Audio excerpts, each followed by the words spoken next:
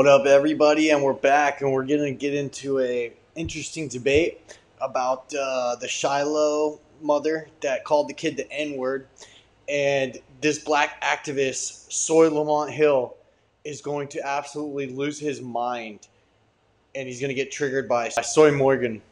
And Myron Gaines just destroys this guy's whole argument, and he doesn't even respond to it. He just deflects and calls him an Uncle Tom. Let me bring in Myron Gaines, because you've been smirking and laughing.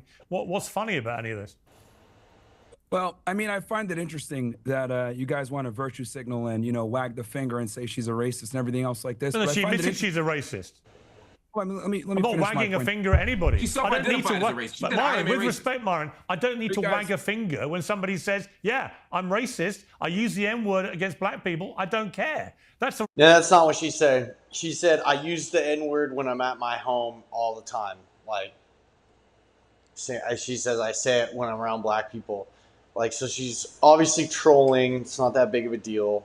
And the only reason this dude cares, Soy Lamont Hill, is because the N-word gives him power over white people. That's all he cares about. I'm not wagging any finger. I'm not accusing anybody. She is admitting it proudly. Even you can't defend that, surely. Everybody is racist to some degree. The reality is it depends on, a lot of people want to be politically correct. A lot of people want to sit there and say, I'm not racist at all. We all have biases. We all have stereotypes. Facts. We all make jokes. We all are racist to some degree. Yep. Now, how racist you are is a whole other situation, but everyone is racist. That's number one. Next thing I want to say, see, I think this Shiloh... And I'm glad that Soy Morgan didn't try to refute that point, because it's 100% true. Everyone is racist to some degree, and everyone has a bias to some degree. If you ask a white liberal if they're racist, they'll say no. Then say, okay, well, why don't you live in a black neighborhood?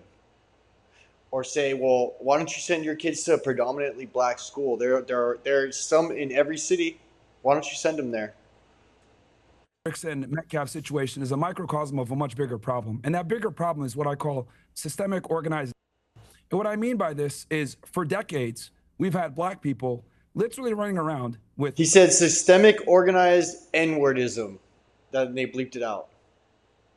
Supremacy, committing crimes, not getting accountability for their actions, and then they blame the system for it. For example, George Floyd, criminal. Ferguson, criminals. Freddie Gray, criminal. A lot of these people are criminals, and what ends up happening is they challenge the police officer, they get into a physical altercation, things go left, they die, something happens, use of force is utilized, and then they want to cry about the result, when in reality, it's not the police killing black people, it's black people killing black people. And if you want to talk about black on white violence, black people kill white people 2 times as much. And on top of that, most of the shootings in America, a lot of the times, are white cops killing other unarmed white men. Yep. So this whole systemic racism or police brutality, or, oh, it's all so messed up, the reality is this. Black people have been able to get away with a ridiculous amount of privilege in America for a very long time. They're able to be racist with impunity. Yep. They're able to call white people crackers without being challenged back. Yep. And quite frankly, white America's had enough of it, and the chickens have come to roost. Now, look, am I saying that's awesome? Am I saying that's great? No, but for literally the better part of almost 2 decades since the Obama era, yep, we've had to have BLM and liberalism shoved down our throats, and quite frankly, we're all tired of it. Right, but just to be clear, you would have no problem with one member of this panel openly saying she uses the N-word at black people with impunity and is proud of being a racist. You have no problem with that? My worldview on the protection of the First Amendment and freedom of speech overrides my personal feelings. She has the right to say That's fine. it. You can support the First Amendment, but you can also have a personal view about what she said. And you always hear people say, well, you have the right to free speech, and you also have you have to suffer the consequences of that speech. And it's like, then it's not free speech, dude. What are you talking about? Especially when black people are threatening you with violence just for saying things, when they're just allowed to say whatever they want. And it's like, so if I say this, you're threatening to attack me. And look at Matt Walsh. He just posted something on Twitter, and all these black people said they're gonna they'll attack him if he says any of this stuff. And it's like, you're just proving his point. Like, they don't want free speech; they want more censorship. My feelings are irrelevant. The Constitution is the Constitution. That's what matters. Oh, that's fascinating. Hold on. So when it comes to chastising Black Americans about their behavior, about calling white people crackers, as you say, about their moral claims, about the racist system, you can levy a judgment against Black Americans for all the things they do. But when it comes to this woman saying the N-word, and this other woman endorsing it and saying that she herself uses the N-word, now all of a sudden we can only talk about the Constitution and the legal right. We can't offer any moral judgment against it.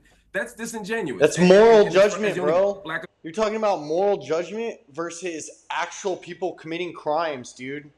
This guy's such an idiot. He was on a debate with Douglas Murray, and he like sat in the corner like a cuck for the entirety of the debate after like the first 5 minutes when he saw he didn't have the intellectual capacity to keep up with Douglas Murray.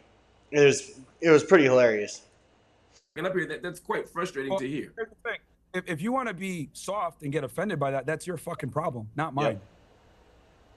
Let me ask Ricky. We're not even. Let me ask Ricky. Ricky, this isn't about being soft any more than when you were desperately saving. Remember him saying that. This isn't about being soft. Remember that.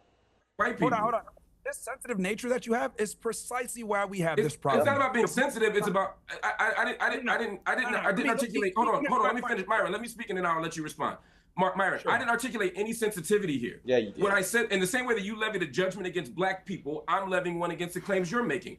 I'm no more sensitive than you were when you made your claim. I'm simply saying I disagree with you. And to immediately jump to your being sensitive is just his were rooted in facts and logic, and yours is just comparing two completely different things, like making excuses. Oh, well, Black people do all these crimes, and you're comparing that to white women saying the N-word. Like, dude, how do you even make that comparison? I'm making an argument here. Just respond to my argument. No, and my argument to respond to that is this. Political correctness, liberalism, and making sure that we are politically correct and don't use certain words could offend people is precisely why we're in the situation that we're in. Facts. For decades, we've had to literally tiptoe around saying certain things around certain people, while the other group of people has been able to have impunity and be able to be as racist as they want to be, as violent as they want to be, without any type of consequence. And if you call it out, you're labeled a racist. The reality is this.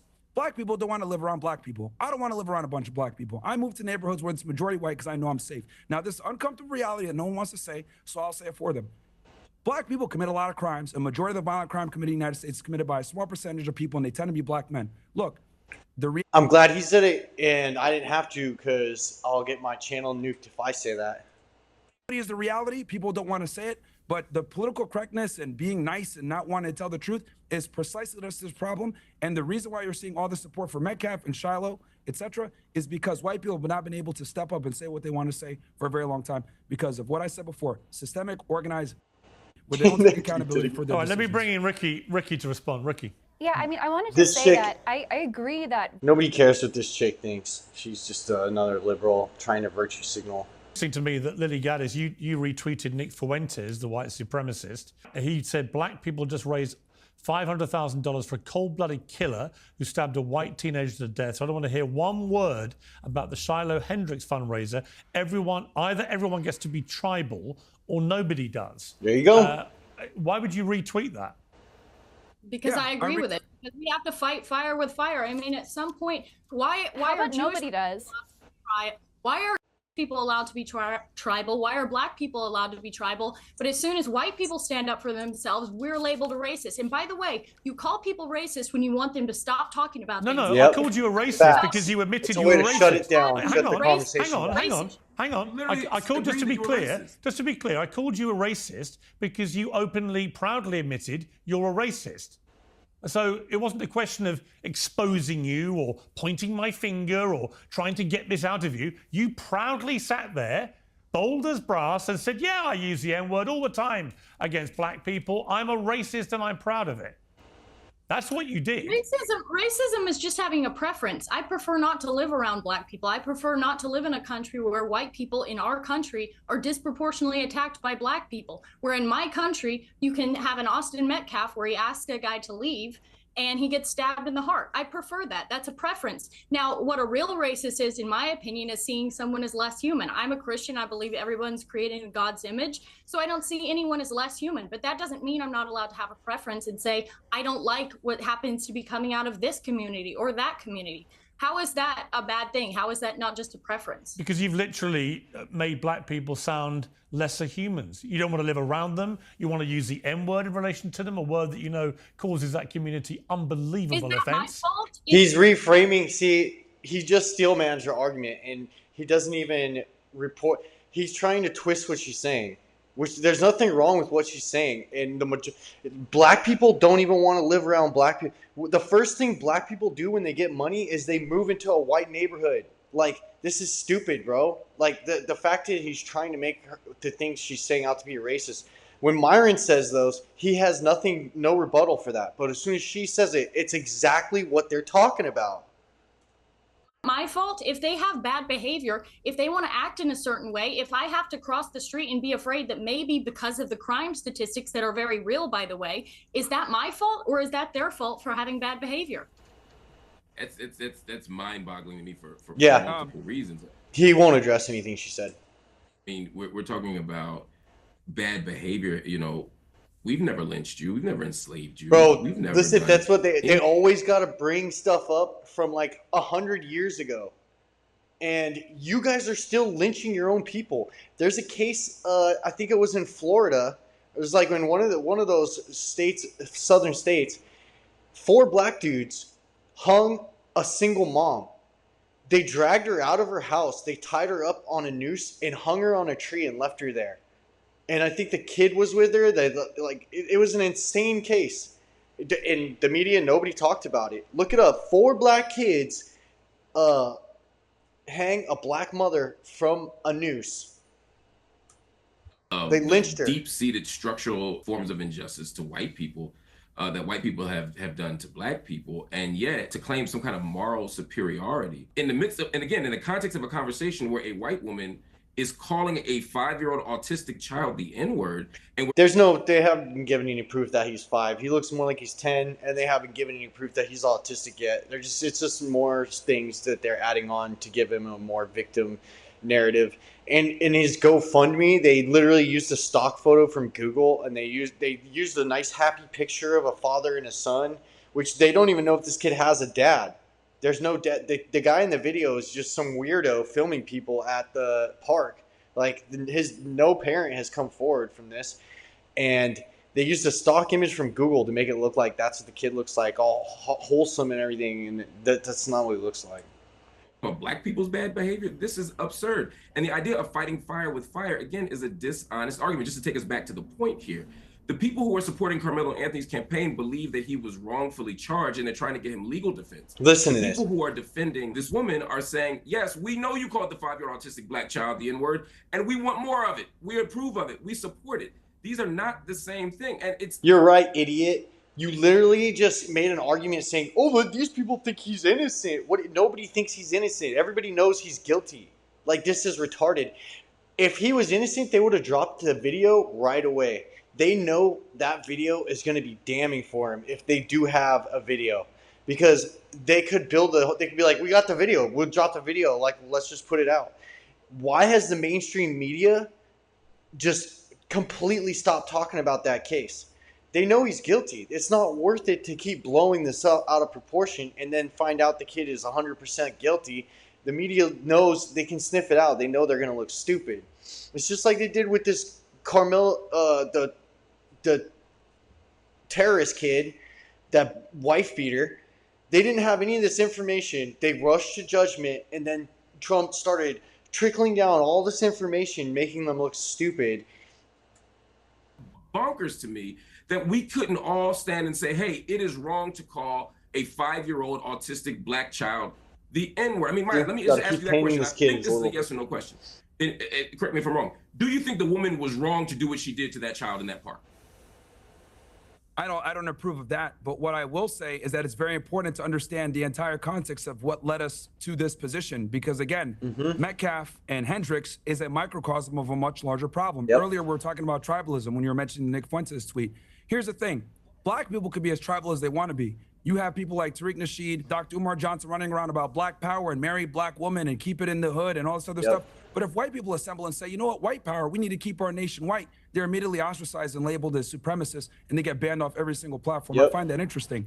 And matter of fact, you went ahead and you mentioned... Look at that. How is it not? No, actually, it is the same thing. Yeah, Because here's the problem with black people. No, it's not. Hold on, let me finish this. Black people practice the very racism they cry about. Yeah. You guys can gather together and say Black Lives Matter, Black Power, Black but white only people get this, together black and say only that. white power gather together. They're considered white supremacists and they get banned off every single platform. Why is that Jared Taylor and Nick Fuentes are banned off every platform for practicing white nationalism, but black people are allowed to stand every single platform getting interviews on a Breakfast Club? Explain that to me. There's a two-tier situation here where black people are able to benefit off of being racist while whites are not. And what we're dealing with right now in America is literally a backlash to this black supremacy has been able to run around unchecked for a long time, and no one has the balls to call it out. Here's the other thing I want to say. Everyone's flipping out over Shiloh Hendricks and saying the N-word. Can I respond to the point you just made, though? No, hold on. Nobody flipped out like this when the United States was getting destroyed in 2020 because of black protests destroying every liberal city in America. So I don't want to hear it about, she made $100,000 because she said the N-word. Who cares? They destroyed billions of dollars of infrastructure because People someone died. got killed. Who was They a set a criminal? police That's fire the problem in station America. on fire You guys get a privilege middle of the day. that no one else gets to enjoy. You could be racist. Okay. And all right, I have to hang on. Ask you one more time. I mean, you've been so unashamedly proud of being a racist today, proud of using the N-word whenever you feel like it. You've had a bit of time to think about this. Is that how you want people to leave this panel debate, with thinking of you as a disgusting racist? I don't really care what people think about me. As long as you care about what people think about you, you have no power and you lose your country. What I care about is freedom of speech.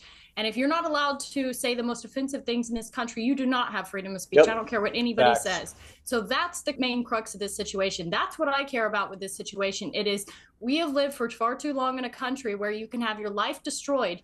And people say, oh, she doesn't need this money. Her life's destroyed, by the way. She'll never be able to get another job. She's got children to have to support. And I don't want to live in a country where you can say an inappropriate, rude thing, which, by the way, black people can say things to white people all the time and they never get canceled. There's no backlashing about this. I want to live in a country where people are allowed to say what they want unashamedly. And you will well, go not on, then have say it. Say you the will M- not have Go on, free say, speech. go on. Say the M-word. Go on. No. hang on. Invite. No.